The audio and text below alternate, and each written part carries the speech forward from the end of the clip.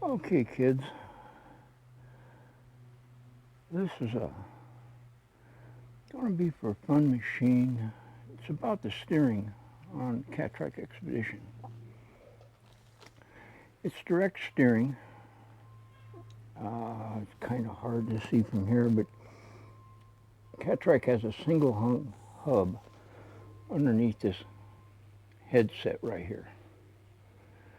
So steering's very positive, very direct. Uh, the downside to this is unlike underseat steering, which tends to isolate road vibration, you feel everything with this guy, which is good and bad. It's extremely reactive steering. You can corner on a dime with this. It just really surprisingly nimble.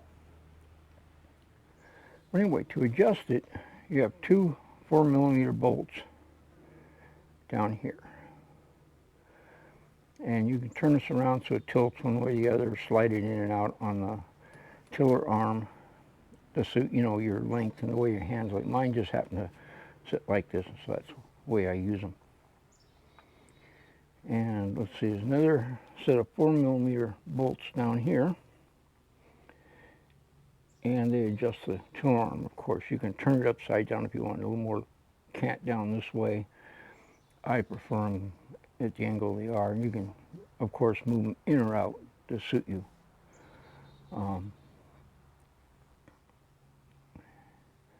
Then what connects the two sides is a tie rod, which you see down here. Get this out of the way. Okay, tie rod right here. It's got a flat on it for turning it to adjust it.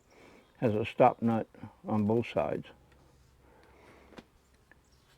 And you can adjust your toe in and out that way. You can use a tape measure or whatever to do it. It's up to you. I use one of these. I've done it both ways. This is they call this a calibri. I think that's how it's pronounced. I'm not Italian. It's got, just a stop here and adjust in and out.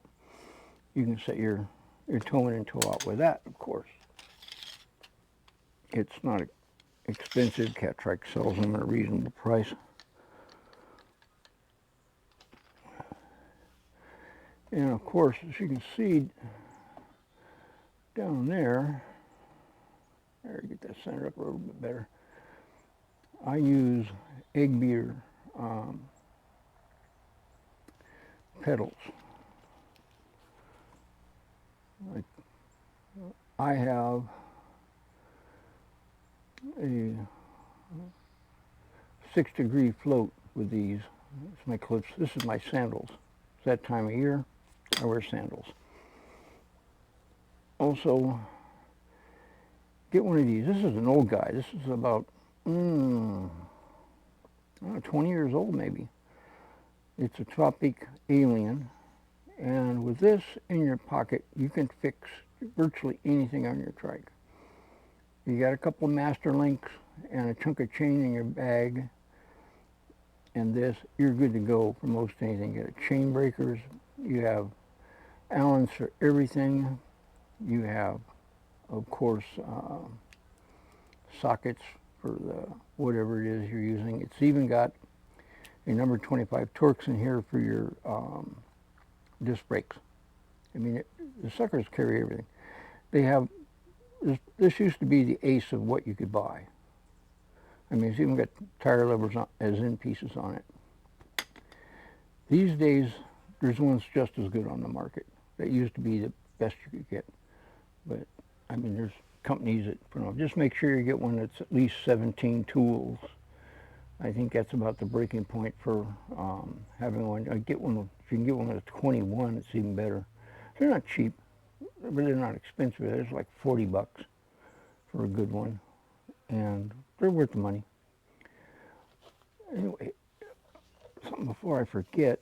Underneath the headset cap here, there's what's called a stiction sleeve. And if your steering ever develops a hiccup or high-speed wobble or anything like that, odds on that's what the problem is.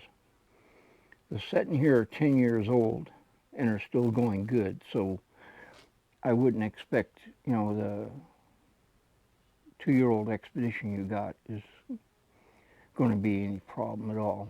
But they're easy to change out. I had a set of them floating around here.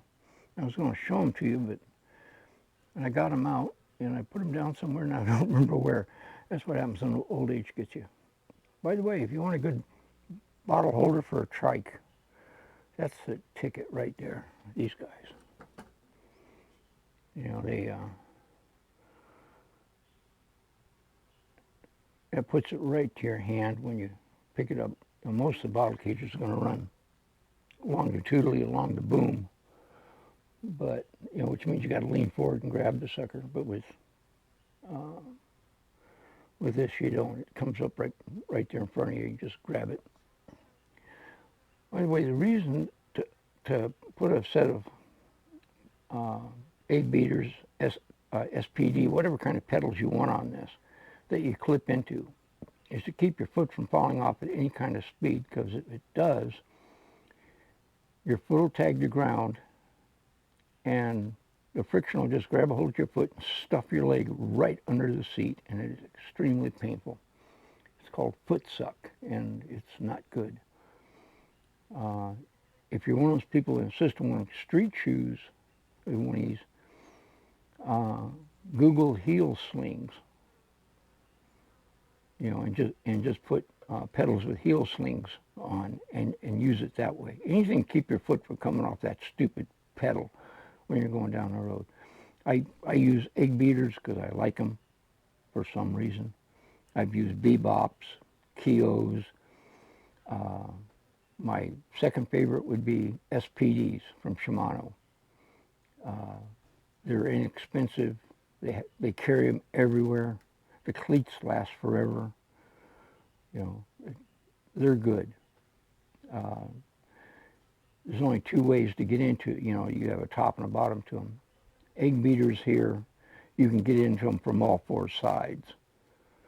The only downside to these really is, in order to have the appropriate pressure, you know, that shank has got to go against the bottom of your shoe.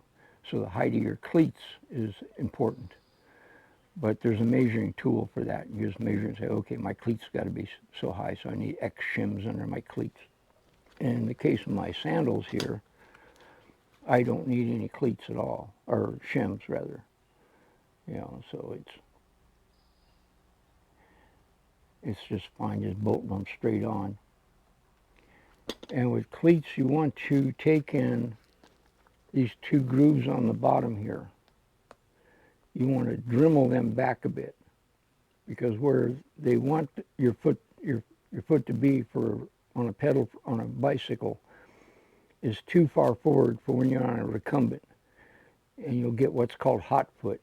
It's nerve pain, and it's very painful. You really don't want it. But if you move the cleat back closer to the arch of your foot, it cures that problem. You know,